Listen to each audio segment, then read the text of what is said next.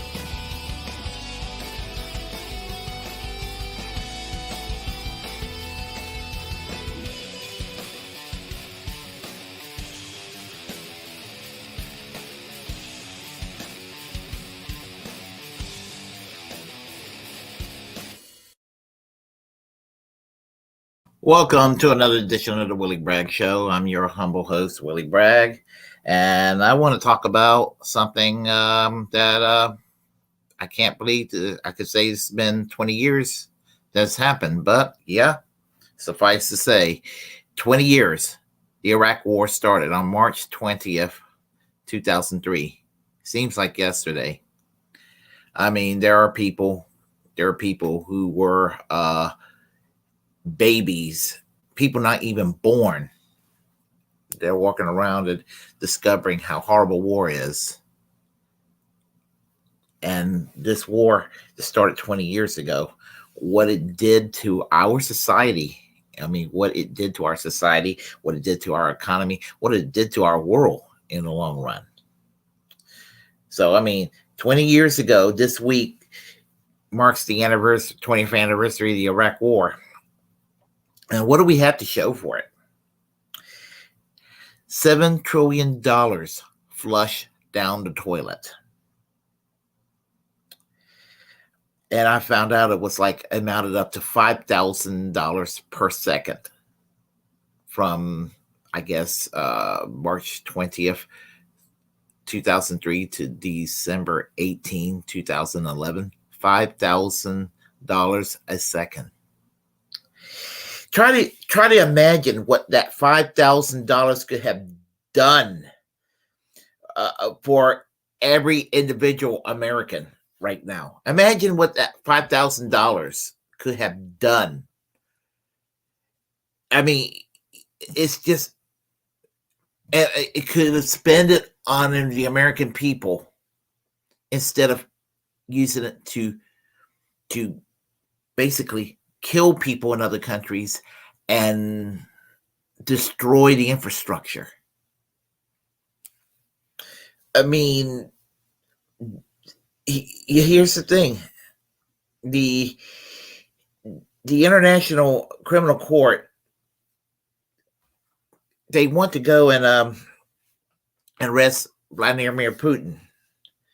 But I have to say this, before you do that, if you're going to do that, if you feel like you got to do that, for Christ's sake, go after George W. Bush first. That's this man has caused so much trouble for not just for America, but around the world. The suffering he's caused. He walks around as a free man.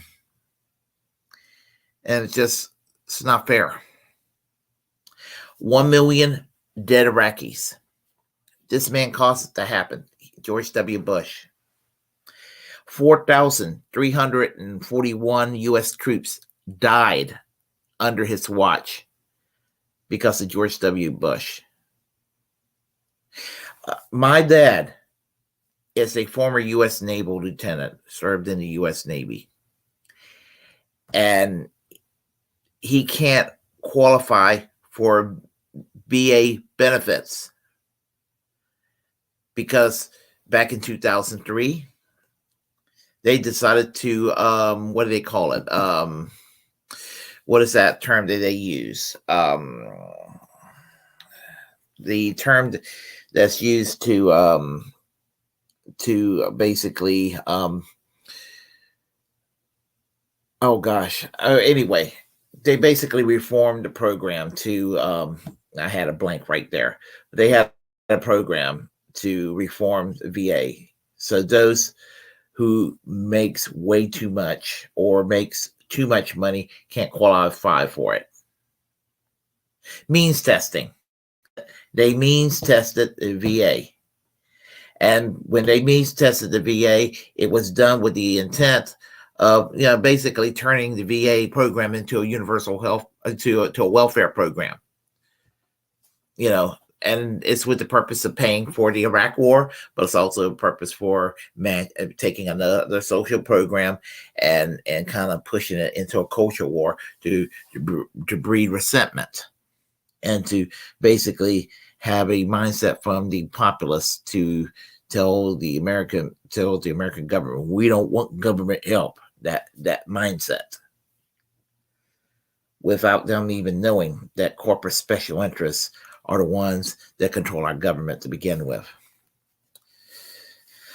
Government can't afford anything. That's what they told us. I mean, we had no money for universal health care. But, we don't have any money for Medicare for all. They're like, well, we can't afford Medicare for it. How can you pay for it? How can you pay for it?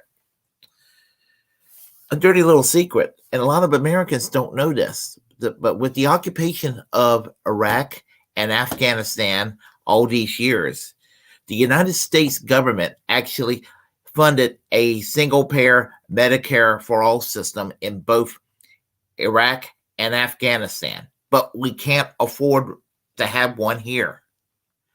That's what they're telling us. We can't relieve medical debt. We can't have free college. We can't have an infrastructure bill that actually repair our crumbling infrastructure. We can't have a jobs program to alleviate unemployment and to basically guarantee a living wage jobs for all who wants one. And they're telling us we can't afford these things. We just can't afford it. And you Americans just going to have to tighten your belt. But guess what? Whenever the corporations want money, they get the money they want. They all of a sudden they pull out the cash to bail out banks, insurance companies, big pharma, big oil. Or if there's a conflict around the world, large or small, the money just comes out. Because those defense contractors got to make the cash, and so hey, they got some drone strikes to do over there across the world. They got some bombings to do. They got some governments to overthrow. But hey, if you have diabetes and you can't afford your insulin, well, that's just tough on you. If you can't afford your surgery, your heart surgery or whatever procedure, and your insurance company decides it's not worth it, hey, that death penalty said you die. But hey, you can't tell the private sector what to do. This is America, folks. And this is what the Iraq War has brought us right there. Yeah, we don't have we have nothing to show for anything because the world's less safe with the Iraq War. The economy, the $7 trillion that we spent basically will probably put us in economic collapse because of what Bush and Cheney did. I mean, it was just bad news all across the board. And they told us we were not patriotic if we opposed this war. We were smeared. We were maligned. We were just vilified. But we were on the correct side of history. And that's the way it goes. Those of us that always oppose war and try to find an alternative, through negotiation, through diplomacy. We're called cowards. We're called traitors. We're called appeasers. We're called whatever. And then suddenly found out later on we were in the correct side of history. I just give it a little bit of time if we are not roasted in a nuclear conflict. And that's what I mean by saying this. Let's see here. We have here on there should be no means testing for veterans, Al Tyrell says. And I totally agree. And as I said, my dad, as I said, he served in this country. I mean, he didn't actually serve in physical combat, but my dad actually served in the Navy. He served in Roosevelt Roads as a lieutenant on a ship called the Atacama, which was a towing ship, and that's what they did. And it was actually a very important work, and all. And he served for 4 years. And the thing is that he is a veteran, and he did his part. And whether you served in combat or not, whether you were an enlisted man or whether you are an officer, no matter how long or how short of a time you serve, you should get this health care, and should not be means tested. And and for what? To fund this war. So it just kind of makes me just angry, the whole situation. Now I get it. I really do. I get it. I mean, it's true. Saddam Hussein was a bad man. I get it, but you know what? He did not have weapons of mass destruction. He did not. I mean, it was ridiculous to even assert that for a moment. I mean, he was a secularist, and women had equal rights. I mean, Christians were treated with equality over there in Iraq. I mean, it wasn't a fundamentalist state at all. It was kind of Western centric. It was a little bit authoritarian, granted, but it was kind of Western centric. There were no weapons of mass destruction.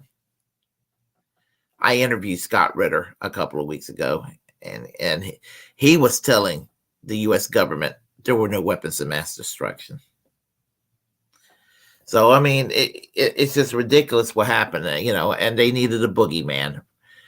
George W. Bush had a score to settle because of what happened in 1990 and 1991. And so there you have it. And thing about it is, when it comes right down to it, I mean, we can go around all day. We can go around all day and say things like, well, there are bad people in power wherever you go around the world.